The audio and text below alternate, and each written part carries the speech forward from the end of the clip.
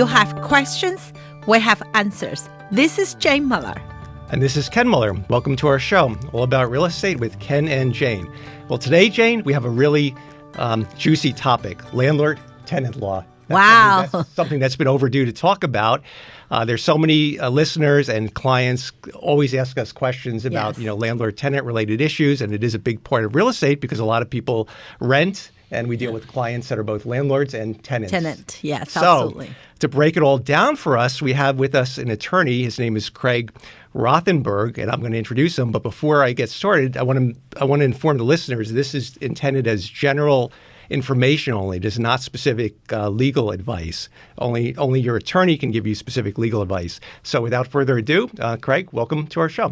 Thank you very much for having me. Yeah, great. So tell us about what your firm, what types of services your firm does. Sure. We are a civil litigation practice that also focuses on transactional work as well. So that would be personal injury, general litigation, business disputes, residential commercial real estate, landlord-tenant work as well. Things we don't do criminal law, we don't do family law, we don't do bankruptcy or immigration. So those four issues we mainly stay out of. So it's everything on the civil side. Okay, great. And why don't you please give your phone number in case any of our listeners want to get in touch with you? Sure. Thank you very much. Our phone number at the office is 732-247-5002, and you could visit our website for more information at www.rothenbergesq.com. Okay, cool. All right. So we're going to talk about landlord-tenant, so we can't cover all the other services you do in the short time we have on the show. Sure. So let's start with the basic thing of a lease. As realtors use the NJAR residential lease, which is approved, which is allowed. Realtors are allowed to fill in the blanks and then present that to the landlord or tenant, and that can serve as the basis for the lease. But if a landlord or tenant don't have a realtor, please, do you have some advice of how the lease should be drafted and things that should go into a lease? Yeah, sure. So in cases that I've seen where they've even used the NJAR form lease, one of the issues that I've seen with that lease agreement is that it doesn't contain a clause that's very important for landlords. And that clause is one that states that all legal fees, attorney's fees, and costs can be charged as additional rent in the event the tenant breaches the lease and the landlord has to file.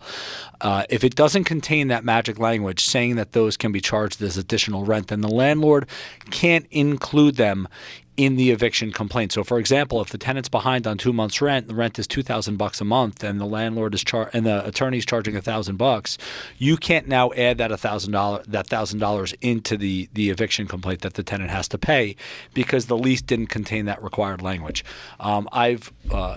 Recent amendments to the NJR lease is now showing that important clause has been included. So if you are using a realtor, I'm confident that they would use, a good form now. But if you're not using a realtor, you could go online and try to find the NJAR form, but you may not actually be using the right one or the most updated one. So I would recommend that you hire an attorney. It's a fairly simple process. My office, we do it all the time. We have a residential lease form that we customize for every client because, there's things that need to be tailored. For example, utilities, heat, water, who pays. So those are just one example of things that we would customize on that specific lease agreement. Mm-hmm. I think in the past, even we had the NJR standard lease from the Realtor Association. We always recommend the client to, if they want to ask the attorney to read it over to make any changes. So in that way, in case like you just mentioned, right? If anything there, they can be picked up by the attorney. So, once again, I'm sorry to interrupt, Jane, but not only do we ask, but I believe it's a requirement, just like it is with the residential realtor contract, that any NJAR residential lease agreement, they have the wording that they have the right, they have 3 days. 3 days. That's the entitle of attorney review, but they don't have to. That's their rights too. They have that 3-day cancellation window. Yes, but we always inform them, so better just ask a lawyer. And then the other thing is if you're using the NJAR lease, sometimes you want an addendum to it that has rules and regulations specific to the property. So you can use that lease. The one thing I would not suggest for landlords, if you're not using a realtor, don't go online and type up residential lease agreement and think that's okay, because they're not usually customized to New Jersey. And New Jersey is pretty particular as to the things that can and cannot be in a lease. So I would just recommend either have your realtor put it together and send it over to an attorney, or if you don't have a realtor, send it to an attorney to begin with. I think you're absolutely right. Recent years during the pandemic, there's a lot of issues with the landlord and tenant payment. Yep. And a lot of landlords learned the lesson when the handshake or just simple copied from online, actually it really doesn't stand much in court. So yeah, that's always do the things right at the beginning. The other reason, it's not just the lease agreement that I think you probably need help with, either from a realtor or an attorney. It's also vetting the tenant. Yes. I have a case right now. We just finished a case that was one of the most difficult evictions we've ever had, and it mainly came because the landlord bought his first investment property and didn't properly vet the tenant. Had he vetted the tenant, he would have seen multiple evictions in the past. He would have seen multiple red flags that would have just made him realize this is not a problem I want to have. Right, and that's one of the reasons why landlords, it's in their best interest sometimes to use a realtor, a real estate professional, because that's one of the jobs that we're delegated with, is to vet the tenant. Yeah, so we do to that. run the credit and then the NTN. Yeah, we want to make sure. I think that's probably your most important job in the process. Yes, I would even absolutely. go so far as to say. Yeah, Yes. get the pay stubs, verify employment, Yep. Whatever. The landlord references. Yeah, that's what we even have a particular form that we ask the landlords, the tenants to fill out, their prior references, if their work history. Anyone can get a credit score, and that's not good enough. So it goes beyond that. And if you call an attorney, we have access. I mean, everyone has access to the public filing system, but we know how to, do it a little better. Much better. You can type in people's names and find past cases, and it's important to do your due diligence. Absolutely. Yes. Absolutely. All right. Let's talk about some of the particulars. We'll start with the security deposits. In New Jersey, obviously, the maximum allowable for residential lease is 1.5 months rent. So there's a lot of issues with security deposits. There's pet deposits. At the end of the lease term, there's the application if there's quote unquote damages, what constitutes legitimate damages, and then the issue of unpaid rent, and then also if the tenants oftentimes want to apply the security deposit towards payment of the last month's rent. So if you could talk a little bit about security deposits and some of those subtopics. Sure. I mean, we could do an entire show on security deposits. So let's start with the basics, right? So you are allowed to collect 1.5 months of security deposit. All right, that's number one. Number two, you must notify the tenant within 30 days of where that security deposit is being placed. That security deposit should be placed in an interest-bearing sub-account with the tenant's name on it. They should be sent monthly. You can set up your bank account so it sends monthly statements telling them that they're getting 1 cent of interest a month, right? You don't get much interest on it, right, but you do it the right way. So that's the way to do it. So now the security deposit sits, right? It sits in the account. People ask about pet security deposits. New Jersey law does not allow an additional security deposit over 1.5 months because the person now has a pet. Whether or not a one-time pet fee is enforceable, I'm not entirely sure. My suggestion would be that if you have a tenant with a pet, raise the rent by $10 a month. Right, that's the way to do it. Right, so if you said, we weren't going to allow pets, but we're now allowing pets. The rent's $1,000, now it's $1,010. Whatever it is that makes the landlord more comfortable, but you can't go above the 1.5 months, no matter what. Yes. Interesting. Okay. Now, with respect to the security deposit, I'm sorry, did you have a question? No. Okay. With respect to the security deposit, as it's, let's say we're now at the end of the lease, right? If there is an outstanding balance, then you are allowed to apply the security deposit towards the outstanding balance. The problem is now, let's say there's damage to the premises, right? That's the most common thing that we see. Landlord says, I gave these people a nice house. They left my place a mess. What do I do with it? Well, one of the problems that the landlord faces is that the change needs to be provable, right? The damages that happen to that place, they can't just be ordinary wear and tear. They have to be actual physical damage caused by the tenant, and they have to be provable. So how do you go about proving that? First of all, it's extremely helpful that you have thorough and detailed photographs of the place before the tenant moved in. If you don't have that, that's problematic, right? So if you have that, you have now at least created a baseline, a benchmark for what this place looked like before the tenant moved in. Now, the next thing you do is a final walkthrough, right when the tenant moves out. This is what my place looks like afterwards. And then the question is what happened in between? And in between, if you have a tenant that was there for 10 or 15 years, you can't expect much recovery in terms of, oh, now I need to repaint. Now I need to change the carpets, right? That's something that people in their own houses have to do. They're going to throw that out of the judge will laugh at you, right? Right. Right. But it gets very interesting. It gets very factual, fact specific on the extent of the damages. Because we had a case where a client shared with us their experience in going to landlord tenant court and arguing about this security deposit. The tenant challenged it and said, you wrongfully withheld X amount of dollars. And the landlord says, well, no, because my kitchen floor was damaged. There was there were a couple tiles that were totally broken, so I had to replace the whole floor. And in this particular case, the judge looked at the fact pattern and said, well, that may be true, but I'm going to prorate it. So you had to replace 10 square feet of the 100 square foot floor. So you're entitled to 10% of the floor cost. I'm not going to let you, Mr. Landlord, better yourself by it. So they looked at it very conservatively from the tenant's perspective. The other thing, it's not just that they're prorating it, it's that you're not getting the value of a brand new floor. The court is not usually just going to give you, okay, well, now the tenant's responsible for an entirely new floor. They may give you the fair market value of the floor as it was. So they're not necessarily just going to be like, oh, new floor costs $3,000, you get $3,000. They're going to say the value of your floor at the time the tenant left was this, and this is the difference, and then you may get that. So the landlord-tenant courts, our judges in Middlesex County, Somerset County, Mercer County, they're excellent judges, and they do a great job, especially with a very loaded docket. They are busy, but decisions happen on the fly, and there's not always hard, bright line rules to every single thing, and the judges are doing their best to come up with equitable and fair decisions. But you really never know what's going to be charged. And that's why I recommend when a landlord has a tenant that's left and they turn to me and they say, Craig, should I give them back their security deposit? You need to be careful. And the reason you need to be careful is because any amount that's been wrongfully withheld, you get charged double damages and legal fees on. And legal fees.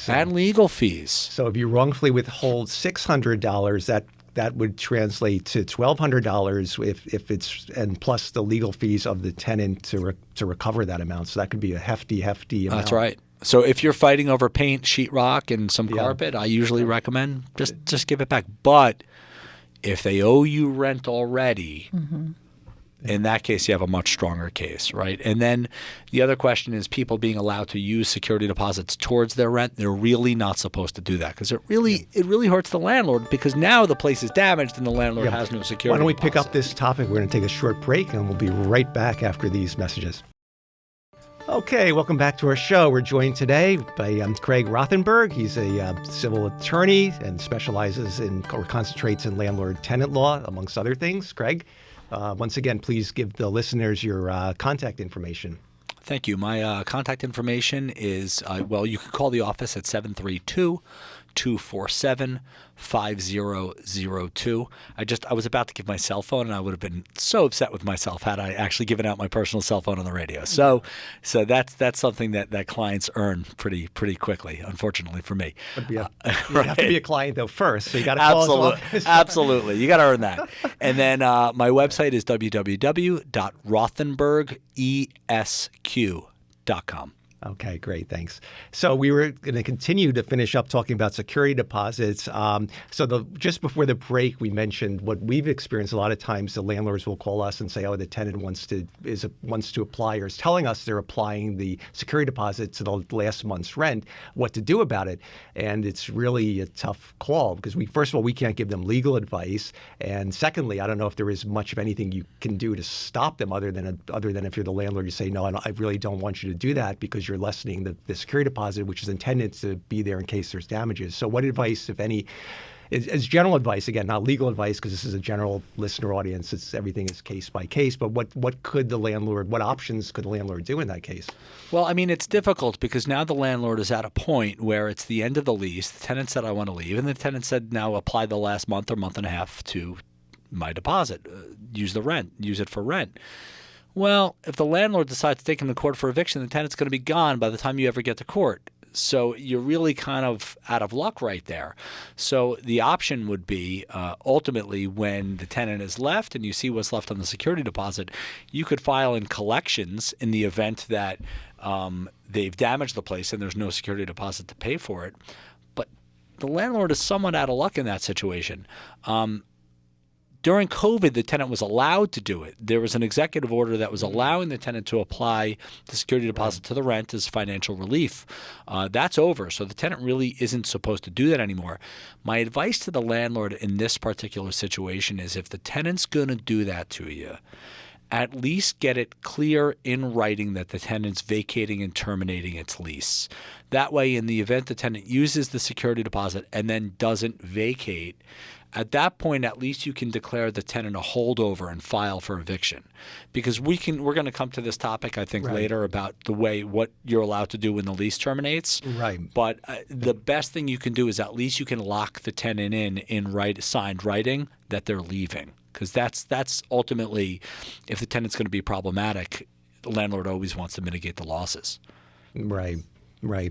Yeah, that leads really into what I think is a very important topic is terminating the lease, because this is something that I think has a lot of confusion among the general public. Everybody, especially with the NJAR lease, there's a lease that gives a start date and end date. Usually for our leases, they have to be a year or longer. And the issue is a lot of times if the tenant is in good standing and doesn't want to vacate at the end of the term, that gets into a very interesting scenario where if the landlord says, I want you out, I just want to end the lease. The lease agreement says it ends on June 30th, 2024. However, talk about if the tenant is in good standing, I believe in the legal terminology, the landlord needs just cause to end the lease. The tenant says, no, I don't want to leave. I'm a good tenant. The place is clean. I pay you the rent well in advance of the due date. So what would happen in that scenario? Well, this is the main topic, because this is what I spend most of my time having to educate landlords on when they call the office. The most common call I get is, I had a 1-year lease. The lease is expired. I asked the tenant to leave. They didn't leave. What do I do? Right? Mm-hmm. And this is all rooted in a huge misunderstanding of New Jersey landlord-tenant law. And that misunderstanding is that when the tenant's lease expires, in New Jersey, the tenant automatically becomes a month-to-month tenant. That's it. So that lease is expired. The tenant is now month-to-month. The expiration of the lease is not a grounds to remove the tenant. Okay, so you can't just say, listen, your lease is ending May 31st. Please confirm you're leaving. The tenant can just say, I'm not leaving. I intend to stay. Right. So, and at that point, the landlord has an option. What can you do? Number one, you could accept them as a month-to-month tenant under the terms of the prior lease. You can increase their rent. You have to serve them with a specific notice that terminates their tenancy, saying your tenancy is terminated effective May 31st. We are offering you a renewal on a month-to-month basis with this increased rent amount. Rent increases could also be its own show, but it could be its own show because you have to be taken into consideration the township and the rent control ordinances. That's right. And different towns have it. Yep. Like, East Brunswick follows the CPI. Certain towns have it by the statutory, and certain towns don't have anything. Right. So there's no New Jersey state law that controls rent increases, so you're subject to municipals. So people call me all the time, and my answer, unfortunately, is I have to look at the municipal code and get back to you. Walking cycle. Right. So some of the towns I know, some of them I don't, but you're always going to be held to what's called the unconscionability standard. So if the rent increase is unconscionable, at that point, you're not going to be able to do it. And I usually look at unless there's been no rent increases for a very long time, anything over 7 to 10%, I think you're now getting into dangerous territory, even though most rent control ordinances are usually 2.5%, 3%, something like that. So let's talk about now what happens, though. The tenant is staying, and the landlord's like, what do I do? They call me up. Well, you have options. One option is leave the tenant on a month-to-month. Okay? Right. The other option is you can offer the tenant a renewal of the annual lease subject to reasonable changes. Could be a small rent increase, but usually no term of the lease changes other than that small rent increase. If the tenant doesn't accept those changes, you have a basis to evict now. Okay, you can say, listen, the tenant's refusing to sign this lease. It contains reasonable changes. I've served them with the proper notices. Now you can file for eviction. My opinion, just my opinion, I personally think it's better to have the tenant on a month-to-month lease. Okay, so what happens when your tenant's on a month-to-month lease? Okay, let's play that out. Okay. A lot of people think the landlord can say, you're on a month-to-month lease. I'm terminating you at the end of next 60 month. days notice, but that was my follow-up Can't question. do it. Can't do it because they're good standing, right? You can't do it, right? The tenant is in good standing. Their month-to-month lease automatically renews. So the landlord can't do that. What it does, the month-to-month lease, it allows the tenant, it's an advantage to the tenant, it allows the tenant to terminate on a month's notice. So the tenant can say, listen, I found another place, I'm buying a house, I don't want to live here anymore, I'm leaving at the end of next month. But what is the advantage to the landlord in that situation? And here it is. You have a little bit more flexibility on a month-to-month tenancy. For example, you own a house, tenants month to month. God forbid you get divorced, family tragedy, something like that. You or a family member needs somewhere to move in. You can now terminate their tenancy on 2 months' notice, and then you're allowed to move in at that point. If they don't leave, you can file for eviction. Now, because that's one of the reasons for just cause if a family member, immediate family member needs to move back into the unit, right? That's right. That's one of the Right. So that allows you to get in. Now I get calls all the time from landlords saying, can I just say that I want to move in? That's what we're leading to. No, we get those too, and that's not just that's fraud. I always advise against it. The penalties are severe. I don't remember what they are off the top of my head. I think there's a double damages, paying relocation fees, etc. So there's a lot of exposure for that if you lie. You need to actually move in, bona fide residence, live there for at least 6 months. But the point is that the tenant being on a month-to-month lease, even though it gives the tenant the right to terminate, it at least gives the landlord some flexibility. If the tenant is on a written annual lease, that lease is going to control, and you can't terminate it for if you wanted to move in or something like that. And here's where it gets a little bit tricky. Oftentimes the associations for the landlords require an updated lease addendum. They say, "Oh, your lease expired on May 31st. Where's the renewal?" And then you have to explain to them there is no paper renewal, but because they don't understand that it reverts to a month to month. So that's where it can get a little bit sticky because the associations are looking for that paperwork. They say, "Mr. Landlord, you're in violation. You don't have a written lease agreement." But Well, sometimes HOAs require annual leases, at which point the landlord risks either, getting on the bad side of the HOA. Because there's not much they can do. Right. In that case. Yeah. Also, there's this situation where the landlord comes to a realtor like Jane and says, "You know what? I want to sell the unit with the tenant, but I just want to sell it and liquidate it. I need the cash, but there's a tenant in there. The tenant doesn't want to move out. But would that be just cause for the tenant to have to move out?" I'm glad you brought that up because that's another reason why it may be advantageous for a landlord to have them on a month-to-month. Okay, so let's talk about the situation where the landlord said, "You know what? I'm looking to retire. I want to sell this property," right? If the tenant is on an annual lease, if it's on an annual lease that goes until January 31st, that tenant comes with the property when you sell it, right? They are locked into a lease. That lease needs to be assigned to the new landlord, and you need to have a buyer who wants to own an investment property. But if that tenant is on a month-to-month lease and your potential buyer has certified that he or she intends to personally move into the premises, you can now terminate it on 60 days notice. So you tell your tenant, listen, we are under contract. Buyer has certified that I intend to move. He or she intends to move in. Your tenancy is terminated in 60 days, end of 2 calendar months. That's it. So I think in a lot of situations it's very advantageous to keep the tenant month to month. Yeah, I did not realize that the law extends a law for just cause for a buyer that wants to occupy I didn't realize that would trump the tenants on a month-to-month lease. They would have to Absolutely vacate if requested to. That is so. Yeah, that is a really cool, interesting topic. Yeah, we are out of time. Really quick before we go, Craig, we're going to have to ask you to come back next week because we didn't get to talk about evictions and so many other topics. So, but once again, please give your contact information for the listeners out there, and thank you again for appearing on our show. Thank you very much for having me. I was flattered to be asked and really enjoyed being on here. So I look forward to next week as well. If you have any questions, you can call our office at 732-247-5002. Our office is at 93 Bayard Street in downtown New Brunswick, and our website is www.rothenbergesq.com. Please feel free to call us if you have any questions at all in any civil matter. We are here to help. Thank you. Thank you again, Thank Craig. you. We'll see everyone next week. Bye now. Thank you.